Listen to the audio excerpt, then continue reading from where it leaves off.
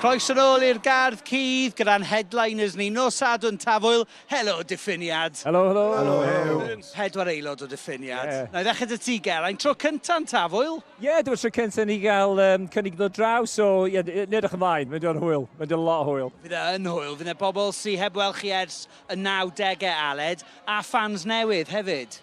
Gobeithio, ond ni wedi gwneud un o ddau gigs ers y 90au, gig y bai yn 2016, Do. a un arall yn gig y pafiliwn. Ie. Ti ni heb wneud Tafwyl. So, O, croeso. diolch yn fawr. Ni'n excited iawn i weld chi. Po unrhyw un sy'n byth di gweld Diffiniad o'r blaen, chi'n mynd i gael noson special. A mae da chi album newydd, Iwan? Oes, Dyddiad sydd newydd cael ei ryddhau. A mae hwnna wedi bod yn y mix ers y blwyddyn diwetha, so Ie. neis gael allan. Ie, fi'n siŵr.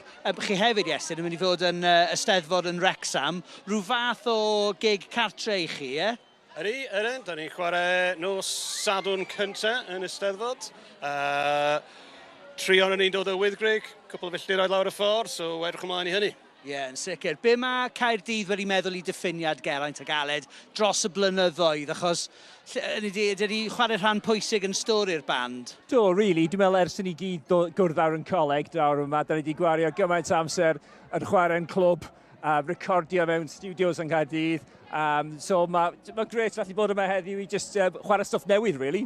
Ac Aled, be mae gweld Tafwyl fel hyn? Fi'n meddwl mae hwn yw'r Tafwyl prysura sydd wedi bod. Mae'r awyrgylch yn anhygoel yn dweud, a mae gweld hwn yn ganol Caerdydd yn gyffroes? Ie, sicr. Dwi'n dod o Gaerdydd, a ni'n 10 mlynedd yn hwyr i'r sioe fel petai. Ond ni wedi cwrdd ar un yn clwb i'r bach nôl yn yr 90au. Ie, mae wedi bod yn hwyl ers ni, ond mae Tafwyl wedi tyfu'n dweud, ers y dyddiau'r mochyn di. Mae wedi, a mae'n thrill bod chi yma i headline o heno. Diolch yn fawr iawn, Diffiniad. Fyddwn ni'n dod ar set yn fyw i chi am 9 o'r gloch fan hyn ar S4C. Nôl ni i'r prif lwyfan nawr at yr anhygoel Dom a Lloyd. Maen nhw wastad yn cael sets anhygoel. Dyma nhw yn Tafwyl.